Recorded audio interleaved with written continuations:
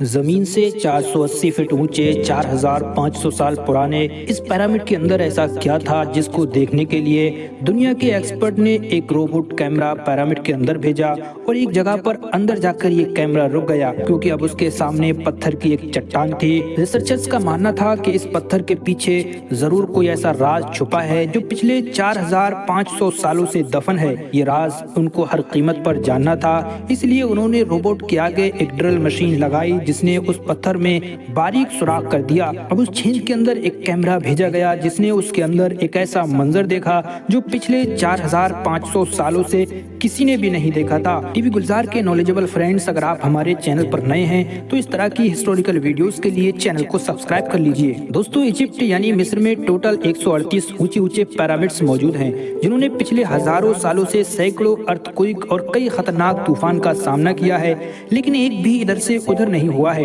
ان میں سب سے اونچے اور بڑے پیرامڈ کو گریٹ پیرامڈ آف گیزا کہا جاتا ہے اور اس پیرامڈ کا ایریا 13 ایکڑز پر مشتمل ہے۔ ایک اسٹیٹمنٹ کے حساب سے اس پیرامڈ میں ٹوٹل 23 لاکھ بڑے بڑے پتھروں کا استعمال ہوا ہے، جن میں سے کئی پتھروں کا وزن 50 ٹن سے بھی زیادہ کا تھا۔ دوستو، اگر اس کے ٹوٹل وزن کا اندازہ لگایا جائے تو اس پیرامڈ کا وزن 60 لاکھ ٹن کے برابر ہے، جو آج کے 12 برج خلیفہ کے وزن کے برابر بنتا ہے۔ لیکن اتنے اونچے اور عالیشان پیرامڈ بنانے کا آخر مقصد کیا تھا؟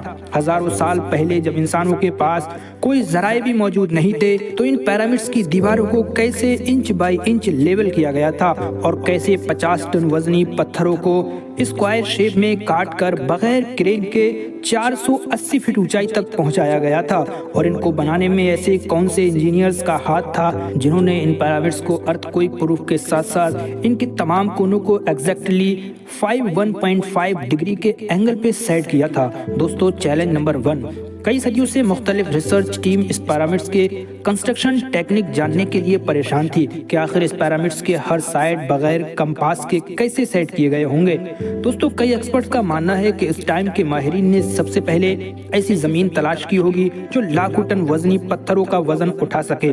اس کے بعد پولر اسٹار یعنی وہ ستارے جن کی مدد سے زمین کی سمت کا پتہ چلتا ہے، ان کی مدد سے پیرامڈ کے چاروں کونوں کو ڈائریکشن سیٹ کی گئی ہوگی۔ دوستو، اگلا چیلنج تھا زمین کو لیول کرنے کا۔ جس 13 ایکڑ زمین پر اس پیرامڈ کو بننا تھا، اس کا لیول تھوڑا سا بھی آؤٹ ہوتا تو 23 لاکھ پتھروں کے اس پہاڑ کا کھڑا ہونا بالکل بھی ممکن نہیں تھا۔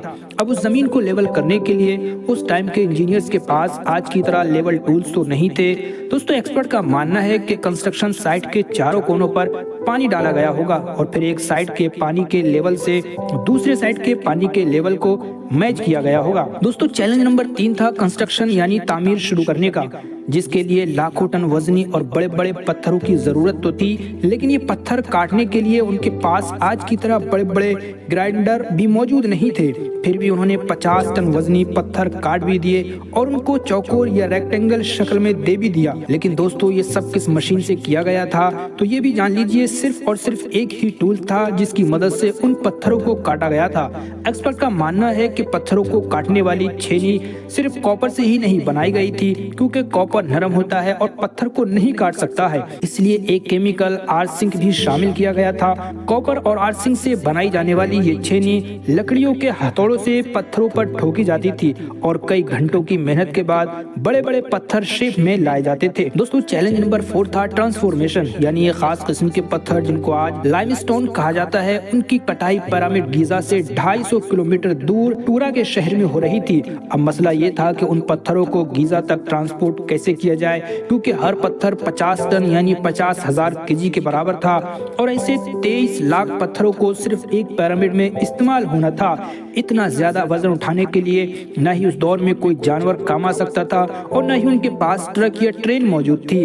حیرت انگیز بات یہ رہی کہ اس دور میں یہ کام مزدوروں اور کشتیوں کی مدد سے کیا گیا تھا۔ جی ہاں دوستو، ٹورا اور غیزا کے درمیان موجود دریا کا فائدہ اٹھایا گیا اور بڑی بڑی کشتیوں میں پتھر لاد کر پیرامڈ سائٹ پر पहुंचाए गए।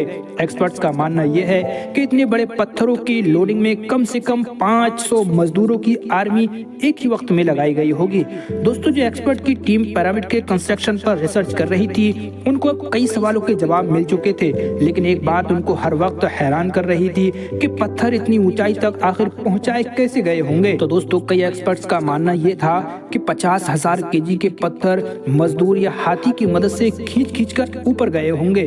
दोस्तों, बात सिर्फ लाखों मजदूरों के छेनी हथौड़े से लाइमस्टोन काटने और इतने बड़े पत्थरों को ट्रांसपोर्ट करने की ही नहीं थी, बल्कि उन पिरामिड्स के अंदर रूम्स और जाने के रास्ते और कई छोटी छोटी सुरंगें भी बनाई गई थी।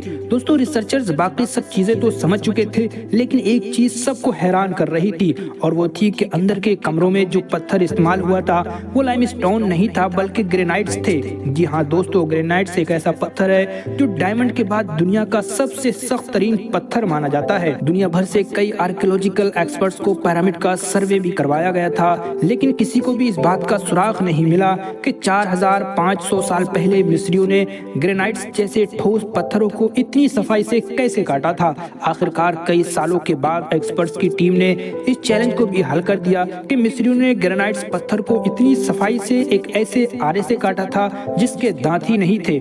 जी हाँ, बगैर दांतों वाले उस आरे के दोनों साइडों पर वजन लाद कर उस पत्थर पर चलाया जाता था और बीच में बालू डाल दी जाती थी।